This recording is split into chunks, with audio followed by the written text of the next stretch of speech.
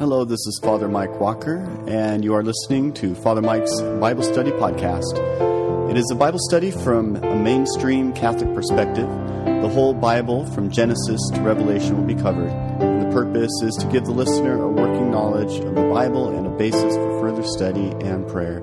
We hope you enjoy this, and may God bless you as you study and read the inspired Word of God. Okay, so let's try this again. Good morning, everybody. So the good news is we've covered about 1,000 years, and we only have a few hundred more to go. So we should be good. And most of this should have come into somewhat of a context just by all these connections. Now, you've probably noticed that as we've been going through, that a lot of those original ideas keep resurfacing. And the historical context keeps coming back. The overall theology continues to show itself in slightly different ways, but in somewhat of a uniformed way. And over time, if you're reading from the beginning to the end, going through the Old Testament, what you're going to see, just in general, is a basic theology that slowly develops until it becomes something that is a little more profound and a little more concrete and a little more developed. And so part of that we'll talk about when we get to the prophets. And part of it we've already discussed and shown the kernels of that thought even from the very beginning. So just as a little bit of a backdrop, we're going to look at the empires that were around at different times in history. And the reason is not so that it's just merely a lesson in ancient history or anything like that, but it, like a lot of things, that if you want to understand what the Israelites were dealing with, you need to understand it within the context of the different political situations and the different wars and the different influences that were coming into them and what they were responding to. You may have noticed in the beginning, it was mostly responding to some of those Canaanite cultures and making sure that they weren't following those ways. Then there was the Egyptian aspect of it that we saw in the Exodus. And then later on, it starts looking at some of these additional empires. So just to give you a bit of a reference here. All right, so we've talked about the Assyrian Empire already, quite a bit actually. By the time of the northern kingdom, which fell in 721 to the Assyrian Empire, they were the dominant empire, and they were also very ruthless, as I have explained a few times. And after they started to fade, the Babylonians to the south of them, so like this would be the Assyrian area, and then later the Assyrian had an empire that was about this big as well. Now what happened is the Assyrians started to wane in their power, and the Babylonians came to dominance. And that happened at between 628 and 539 BC. They were aided by what they call the Medes. So the Assyrians, like Nineveh, there's the capital of Assyria right there. And then if you go to this section over here, just to the east of Assyria, you've got the Medes, the Median Empire. And then that's spelt different. Ecbatana was the capital of the Medes. They misspelt that one there.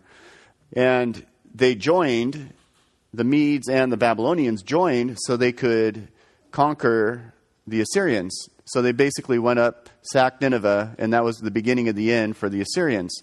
And because the Assyrians were so brutal and people hated them so much, it didn't take much for the other areas like Egypt and southern Turkey and the areas up around northern Syria and Israel. The first chance they got, they decided that, well, let's get rid of them. And so they found it very easy to rebel against them. Unfortunately, the Babylonians weren't a whole lot better. So they engaged in a lot of the similar tactics that the Assyrians did, which somewhat makes sense if you look at the geographical nature of the two. Obviously, there was a lot of cross-cultural similarities between the north up here and In the south, there's Babylon, and there's Nineveh. So they weren't that far away. And since they're all part of the valley between Tigris and the Euphrates, Mesopotamia, since they were all part of that general area, there was a lot of cultural influence as well. But the Babylonians came into prominence, and they didn't last as long as the Assyrians. They were at their height between 628 and 539 BC. At the same time, the Medes were part of that, and so they were around the same time. So basically, think about it as like two different cultures coming together to conquer the Assyrians, and then after that, they had a bit of a partnership. And what the Babylonians did is they went north, and they conquered all this area. They came south, and then conquered that area down into Egypt, and conquered that area. And so at the time, they had the largest empire in the Middle East. Now, where that comes into play for the Israelites is that the Babylonians actually conquered Jerusalem and the southern kingdom. The Assyrians didn't. The Assyrians came down and they were camping at the city gates, but they didn't actually totally conquer Jerusalem or the southern kingdom, whereas the Babylonians did. But part of it was Israel's fault to a large degree. I should say Judah. I should say the southern kingdom's Judah. Part of it was Judah's fault, because what happened when the Babylonians came the first time, the Babylonians just took some of the more important people in Judah, the king and some of the people in the court and some of the prominent people. They deported them back into Babylon. And after they did that, they thought that things would be fine. But the next king that came afterwards decided he was going to rebel against the Babylonian Empire. And when he did, then the Babylonians came back. And this time, they weren't playing nice anymore. So that's when they totally sacked the city, destroyed it, tore down the walls, took a large number of people and deported them back over to Babylon. Yesterday there was a question by Lou, right, about the Babylonians. What was the difference between the north and the south? Now remember, the Assyrians, when they came in, they took the different tribes in the north and they diffused them and scattered them throughout the kingdom. And so to this day you hear about the lost 10 tribes of Israel, and that's the north. And they call it that because they were sent into the other areas of the Assyrian Empire, and they were scattered and they were diffused, and then eventually they just became part of where they ended up living. And at the same time, the Assyrians came down and resettled and repopulated the area of Israel in the northern part. So the difference between the Babylonians is when the Babylonians came down and conquered Judah, they didn't take the people and then just scatter them all over the place. What they did is they decided that they were going to allow them to live in somewhat of a communal nature. And so the Jews who were deported from Jerusalem, they went into Babylon and they formed somewhat of like a ghetto. They could maintain their culture and they could maintain their religion. This also was the time when, because they were able to maintain their religion in a different land, that was when it was very evident that God is not just our God of our particular area, but He's the God of all of creation and all of the world. And so that was the beginning of that universalism. And you'll notice as you're reading through the Bible, in the beginning, it was like, well, they can worship their gods, we worship Yahweh. And then later on, as time developed, they were struggling with this question, well, wait, do those other gods even exist? Are those other gods real gods? And there were people with various positions on that, because you've got the Canaanite influence as well as some of the others. But there was this connection with the land and the gods. And I think the general rule was they figured that, well, we're in Israel, and when we're in Israel, we have our God, our land is sacred, it's connected to our God, and we are His people, and we're connected to our God. And they had that understanding. But now that they're deported down into Babylon, they did a few things.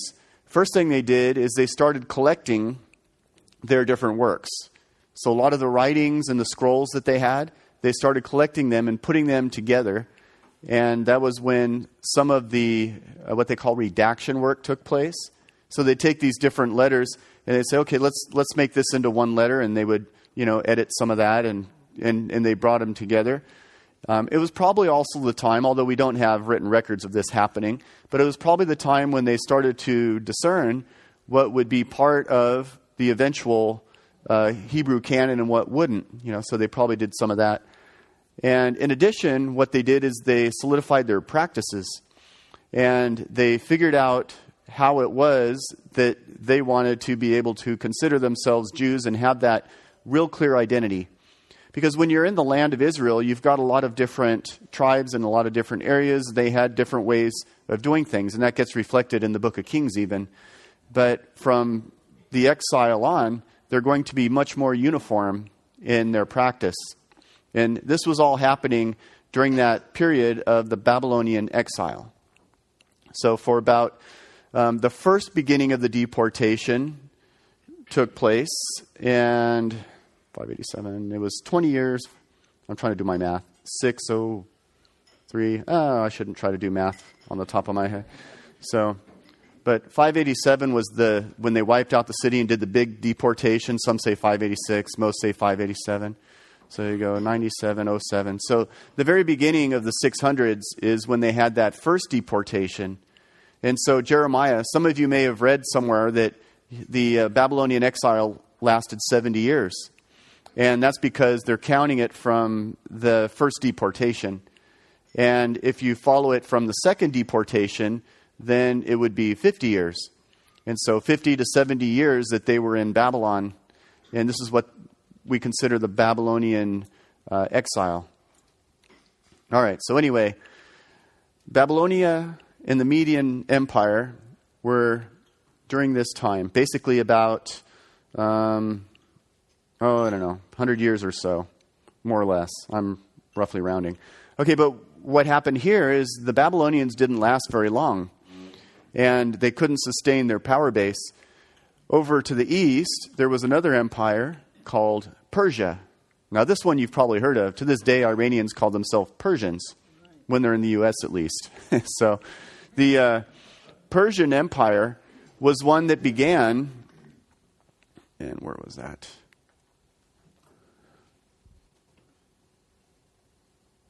No, it doesn't have there.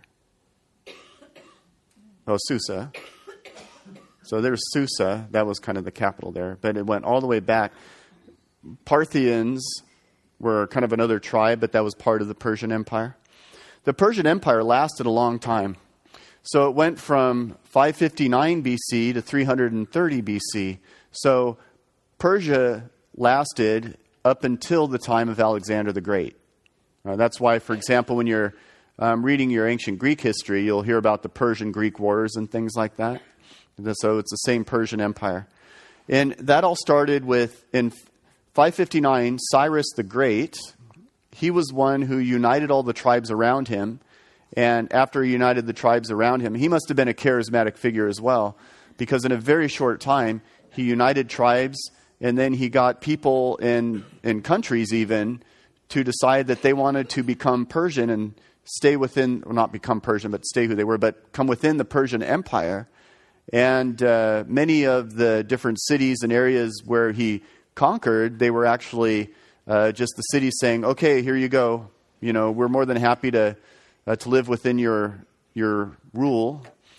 And part of it was, as I mentioned before, Cyrus had a different style. He allowed the people to maintain their customs, maintain their traditions, continue their worship, and many of them were allowed to go back home if they were exiled, like the Jews were allowed to go home. And he had a much favorable relationship with the different tribes that he would go into in the different areas and lands.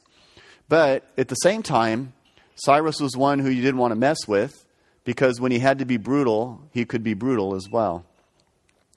But the Persians, they were around, and some of these books that we'll read a little later, they set their period within the Persian period. All right.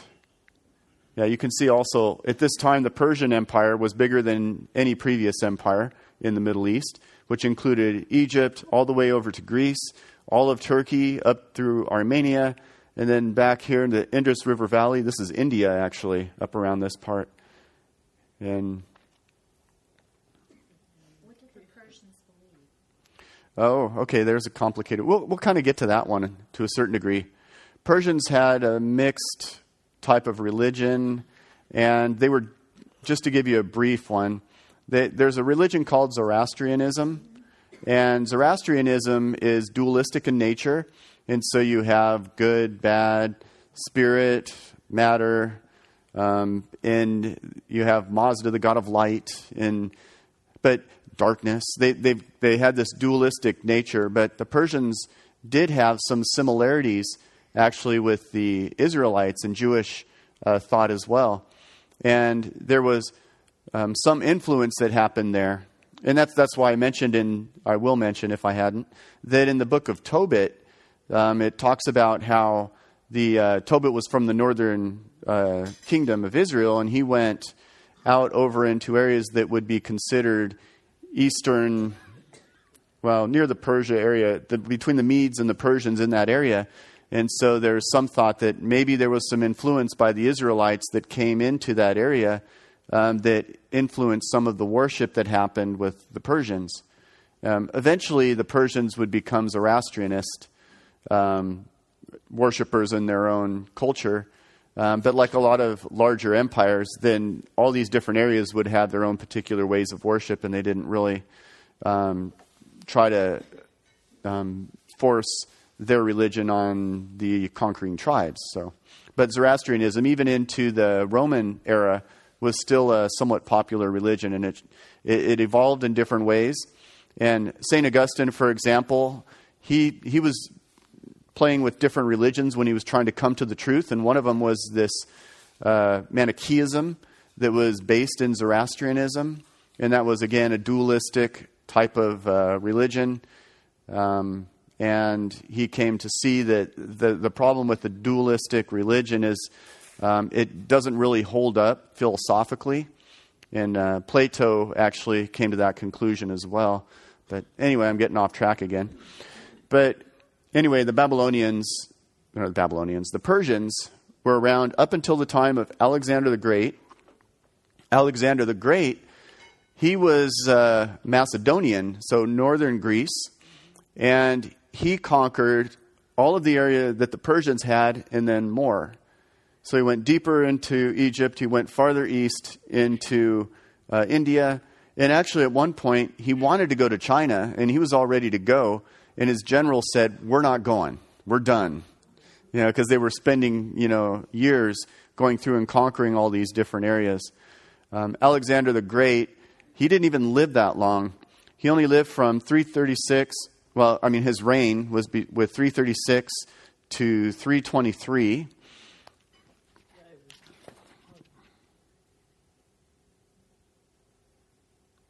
Yeah.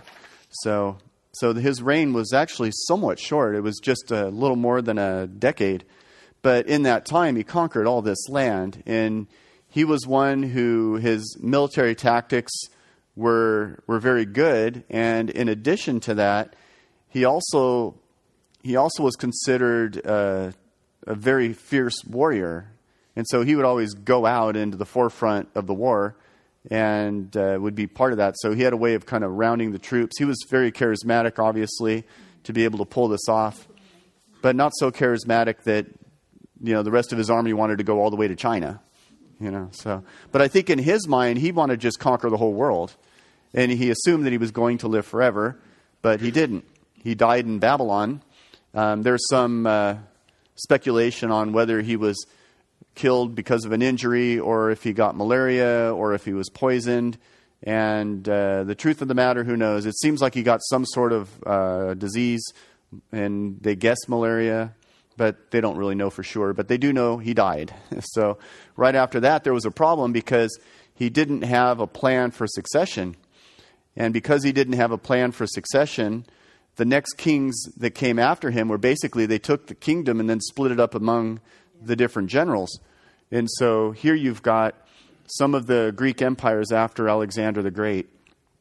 The ones that are going to be more important in the life of Israel is you've got the northern part, the Seleucids up north, and then you've got it spells with a PT, but Ptolemies down south here in Egypt. Now, you would think that, well, the Seleucids got the better deal. Look how big that is. And then Egypt's not quite as big.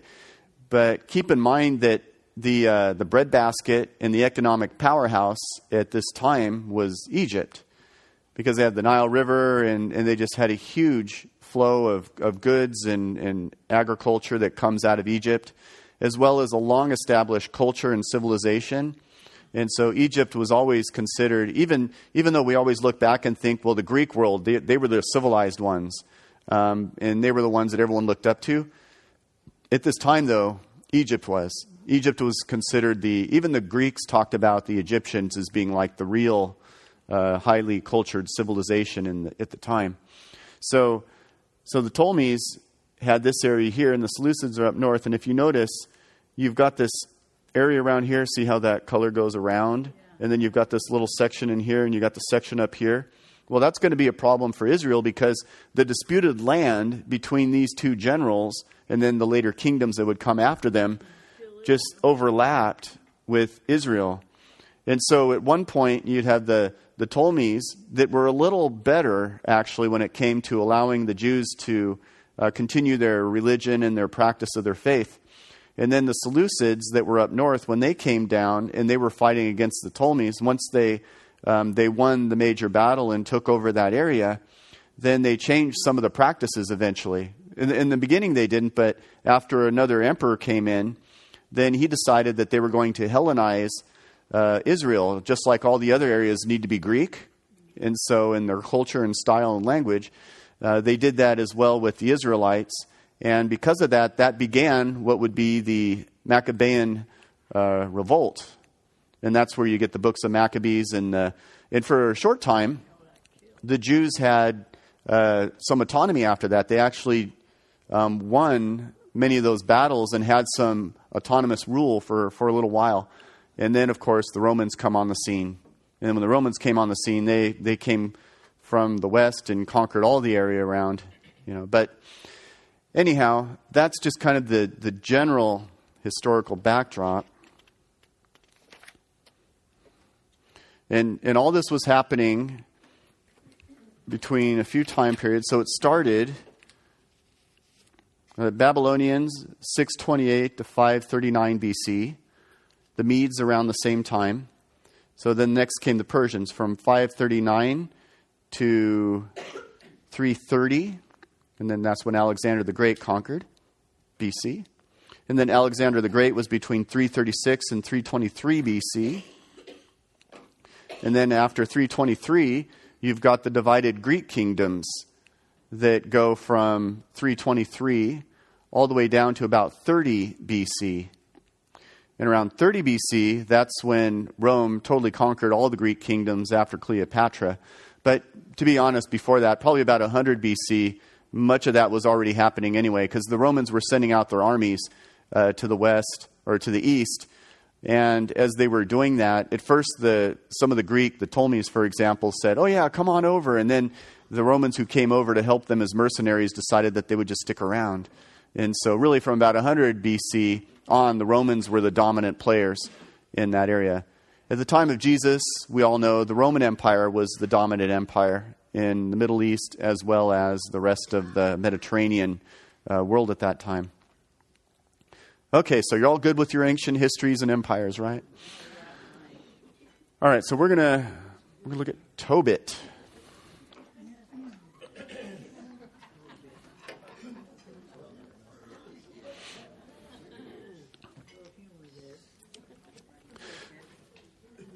Now, the book of Tobit, it originally had an Aramaic original.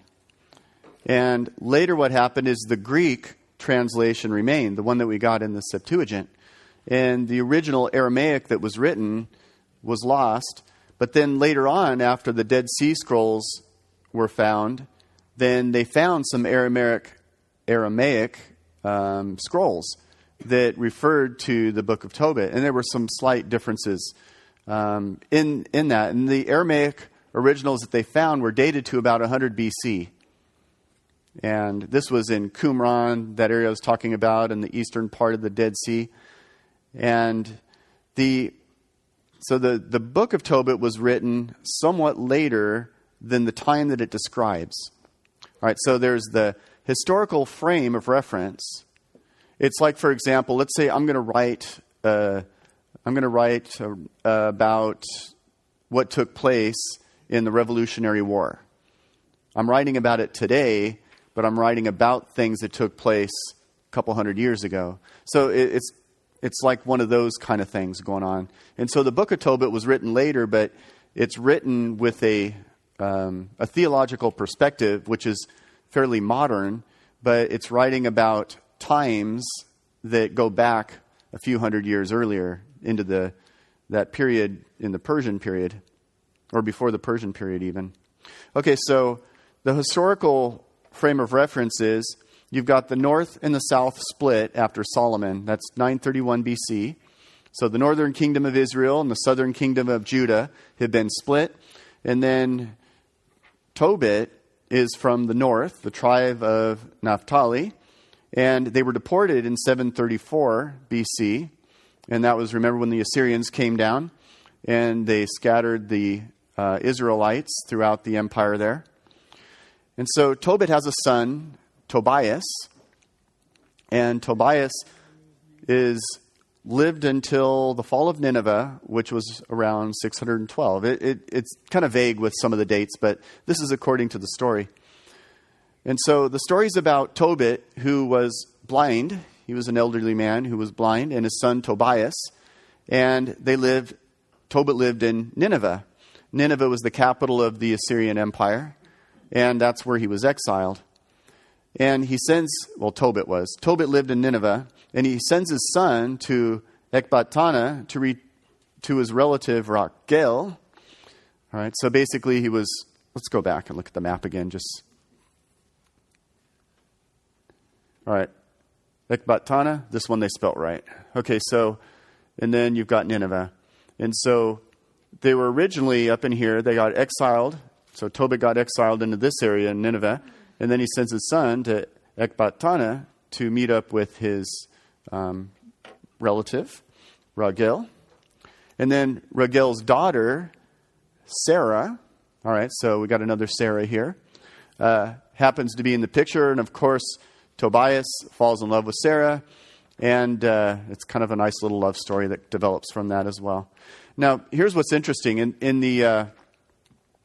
This is one of the favorite readings that people have in weddings, because at the time when Sarah and Tobias marry, on their wedding night, Tobias has this great idea, let's pray. And so they sit up and they do this big, long, wonderful prayer. It's a beautiful prayer. And people who get married, they like that as their first reading of a lot of their marriages. The second one is love is patient, love is kind. They always do that one too. But what's interesting about that is the reason, or maybe not the reason, but a good incentive for Tobias to pray like he did, is that Sarah had been married 7 times before, and every husband died on the wedding night. So you can just see Tobias, I love you, baby, but let's pray.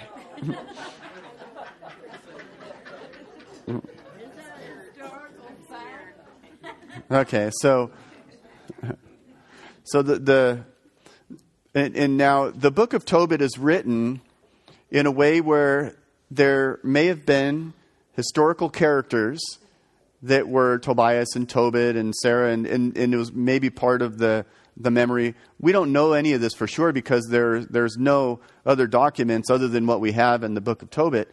But it does fit the cities and the cultures and the times to a certain degree that's loose. But at the same time, since it was written much earlier, then it also contains many of the themes that were more important for the contemporary times in which it was written. And so although it was talking about being written sometime like in the 600s or late 500s or something like that in that historical time frame, or in the 600s, it actually was written down in a period that would have been a few hundred years at least earlier. I always get messed up when I'm saying like earlier and later when you're talking BC. Have you ever noticed that? Because the numbers go backwards, and so you have to kind of think differently sometimes. And you know what else messes me up, and it still does? When people say like, in the 13th century, because I always think 1300s, and then 13th century is really the 1200s. But if you go into the BCs, and they say the 12th century BC, no, now you're talking the 1100s BC. And so anyway, that's why I always, if you notice, I always say in the 1300s. I do that because it's just easier. It is. Yeah. Okay, I'm glad you asked. The relevance of the book of Tobit is basically some theological themes that were a part of that. So God's providence is with us daily. Because if you notice, in the entire book, as you're reading through the book of Tobit, God is continually present. And he's with Tobit and Tobias and Sarah. And he's guiding and leading and a part of that plan. And so there's this idea of the divine providence that is with them throughout the entire journey. And then also, there's the idea that even if you're exiled and even if you're not living in the land, that you can still be a good practicing Israelite, practicing the good works of the law. And so you'll notice that both Tobias and Tobit were very careful to follow the Jewish ways, even though they were living in a foreign land. And so this was important because more and more Jews were part of what would be called the diaspora. Not only the ones that got exiled, like with Assyria and Babylon, but later on, many of the Jews went down into Egypt and settled around the area of Alexandria. And Alexandria became a big area of Jewish influence. That's where the Septuagint was written, remember? Or translated, I should say.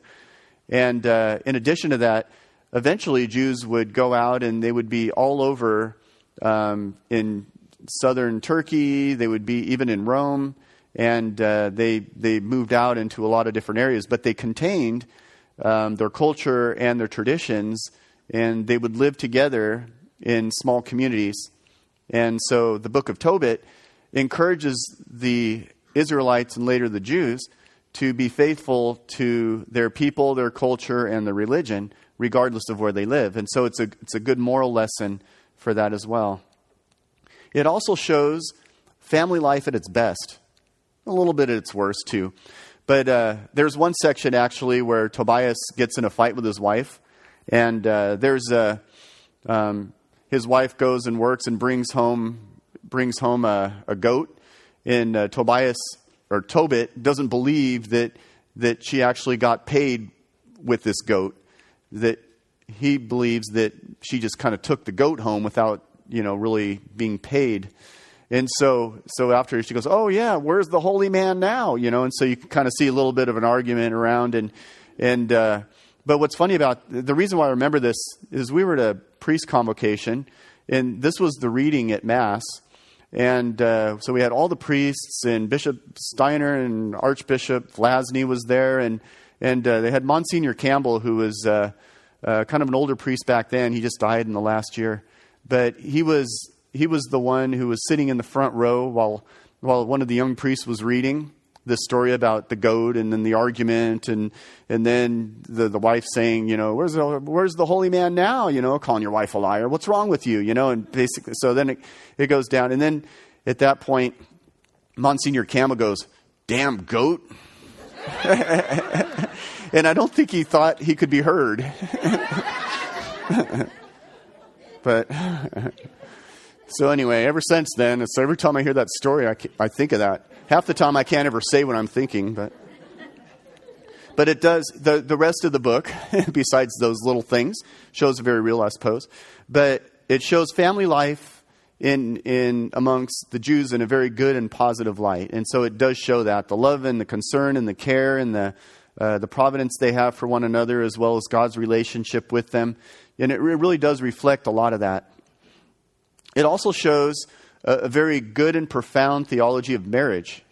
And when you read what Tobias and Sarah, as a married couple, are living, they're definitely living a covenant bond of marriage in a way that is relational, it's complementary, and there's a sense that it's much different than these stereotypes that we tend to pin on married couples in the ancient world. Like a lot of times, like I said, people think of marriage in the ancient world as, well, the man was the boss and the woman was no different than cattle. And it's not the way it was, at least with good marriages. I'm sure there were tyrant husbands and everything else, maybe like there is today. But this book actually is a very good one. It shows that even predating Jesus by hundreds of years, that they were writing about marriage in a way that really did reflect the covenant bond of marriage in a very positive and powerful way. Another theological aspect of Tobit is it shows God's goodness, where his goodness is there, but it's sometimes hidden.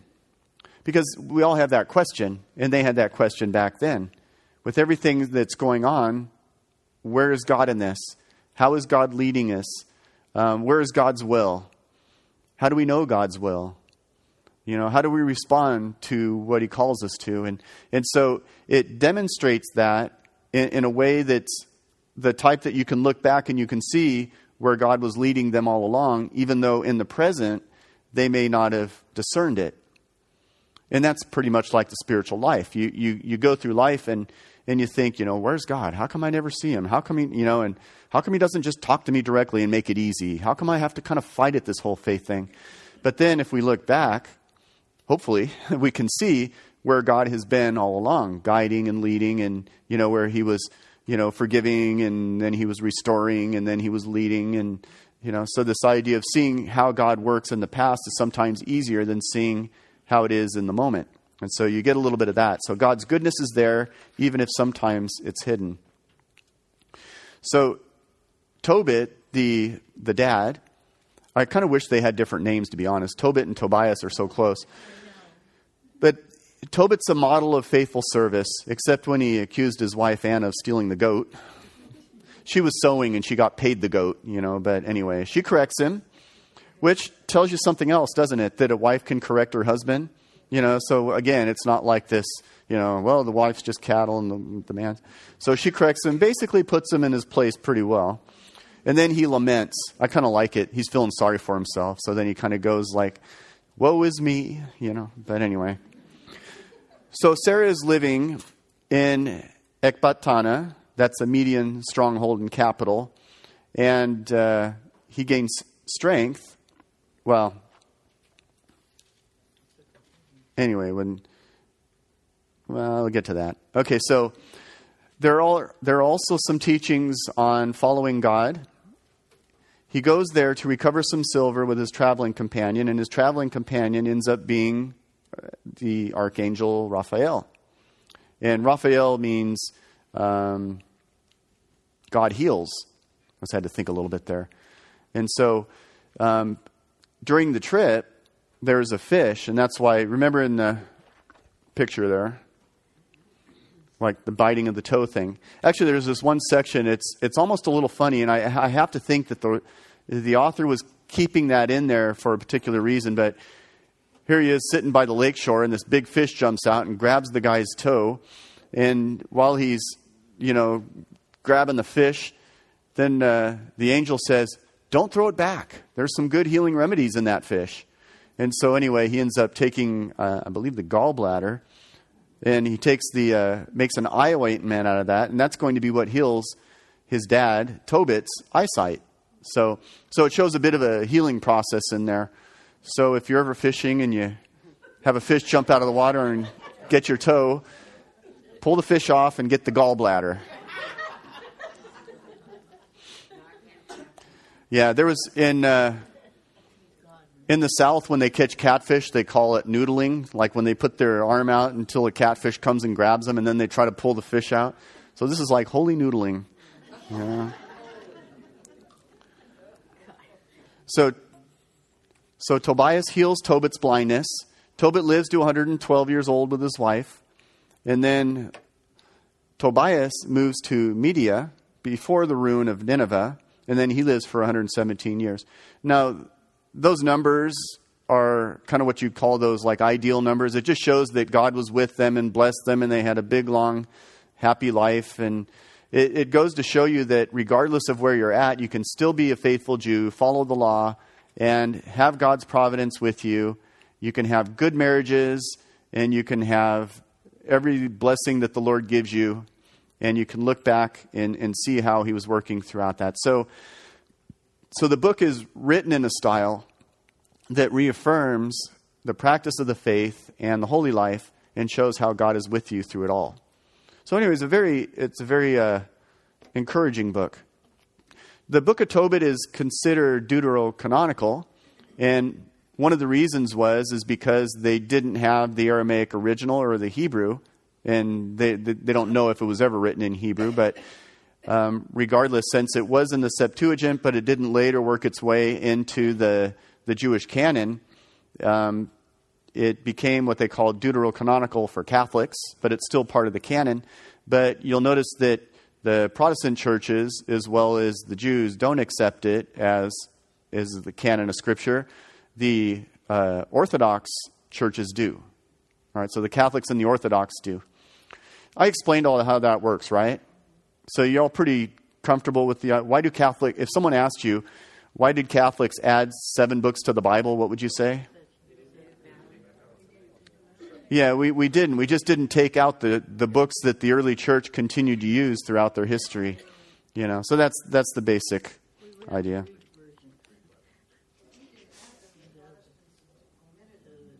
Yeah, it all came actually. The Jews later on in their canon omitted the books that were in the Septuagint that weren't Hebrew, but that happened after the establishment of the church. And then later on, when Martin Luther came on the scene, he omitted them for different reasons. But anyway, that was the beginning in the Protestant world where they didn't. Actually, Martin Luther wanted to get rid of other books as well. But the combination of Melanchthon and Calvin, and there was another one that they convinced him, mostly Melanchthon, convinced him to put them back. Some of the New Testament books, like the book of James, for example, and even Revelation at one point. So anyway, but that's a different topic. All right. Judith. I'm not going to spend a lot of time on Judith, but this was one of those books that was written at about 150 BC, and it was during the Maccabean revolt. And the book of Maccabees was written in the time when, after the northern Seleucid Greeks came down and pushed the Ptolemies farther south and then ruled over the area around Israel. Then after the next emperor came in, Antiochus IV, he put into practice this Hellenization that happened. And then there was the revolt of the Jews against the Hellenization that they were trying to enforce on the Jews. Basically saying, you know what, Jews, you're going to be Greeks now. So you're not going to do the Jewish worship. You're not going to do the Jewish practices. You're going to do all the things that the Greeks did. You're going to worship the Greek gods. And then there was a revolt that happened after that. It was the Maccabean revolt. So Judith was written around this time. And it's put back into a historical framework. Okay, it's similar to Tobit in this way. It's put back into a historical framework of Nebuchadnezzar and the Assyrian army besieging Israel. And then it's Jewish, but it does include some elements from the north. And it talks about this future unification and inclusion of the north as well as the south. So remember when I talked about 1st and 2nd Chronicles, and I mentioned that in that book, there's this idea of the history of the split of the north and the south, but all along there was this ideal that one day there would be this reunification of the north and the south, and it'd be based in the south in the Davidic monarchy, but it would be the restoration could happen. Well, this is being written about also in the book of Judith. And so there are some elements of the north, so it's not just Jews, and it does include the idea of restoration, unification, and inclusion of the north and the south. All right, so this is the backdrop. Holofernes wants to destroy all of the religions except deified Nebuchadnezzar. Now, Nebuchadnezzar is the Babylonian emperor. He was the one that originally was emperor when Israel was destroyed in 587 BC. Yeah, in The Matrix. Have you ever seen The Matrix? The ship. You notice the name of the ship was Nebuchadnezzar? That was weird. I was watching the movie the first time, and it was it had all these weird biblical symbols, but they would put them in weird ways. So that was one weird way that the ship that they were on was called the Nebuchadnezzar. I have no idea why, but anyway, it seems odd. But he was an obscure person in history for most people. But you all know that there was a real Nebuchadnezzar. All right, so at the time, the Jews were being besieged in Samaria up north. They called it Bethulia. The water supply was almost out, and they were going to surrender. They were getting ready to surrender. So there's Judith. She's this beautiful young widow. She's intelligent, devout, resolute, charming, and witty. And she is the opposite of the coward Jews and Israelites at the time. So it's basically showing, remember that theme that I talked about where the weak and the innocent and oftentimes the women they represent Israel, and how it's like the barren woman represents Israel, or the firstborn son is supposed to be king, but it's like the youngest son. Well, that represents Israel, and just like King David, kind of goes back to that as well. But in a similar way, Judith, she represents that innocent, weak, yet courageous Israel that God works powerfully through. So she teaches. So she basically balls everyone else out because they're being cowards and they're not being strong. They're not trusting in God. They're not being faithful. And then she prays. So she has this prayer that's included in that. And then afterwards, she conquers. So once alone, she cuts off his head. You're right. So anyway, you got to do something to, She seduced him, got him drunk, cut off the head. And then hauled it back. Hauled it back. You got to have a trophy. Yeah. Yeah. And you'll see some art every once in a while, some Renaissance art, because they liked a lot of these old biblical stories. This is one. So, here she's looking so pious as she's like slicing away, It's almost like the old days when they would have a prime rib. And there'd be the guy, I'm sorry, that was bad. But here's the point of this, though, that God uses the weak to show his power. And then she shames the Jewish leaders by her faith and determination.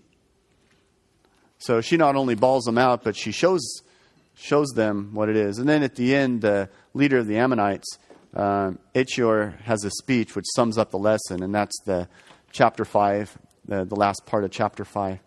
But again, the reason for the book is to show, hey, Jews, get some courage, show some strength. Yes, you're weak. We know we're not powerful, but if we pray, trust in God, and act with courage, that God will be with us, and anything's possible. Even our weak little insignificant country can overcome this big, huge, Seleucid Greek empire, which is a remnant of Alexander the Great. So it does show that in the present, that's what happens, even though it is set back with a historical timeline that goes back hundreds of years. So this is something that you'll notice happens, is there's this layering kind of thing that happens. It happens again in Daniel, and it happens with Esther, and it happens with Judith. And what it does is it takes the modern situation and it describes what they need to do and how they need to be faithful based in a historical setting that predates it. And it's all, I don't know what historical fiction that applies to the present, even though it may or may not be historical fiction, it's in that style. You see what I mean? Yeah. So anyway, that's part of that. So we'll go to Esther. By the way, there's that movie One Night with a King. Has anyone seen that? Yeah, it's a good way. Actually, they did a good job with it.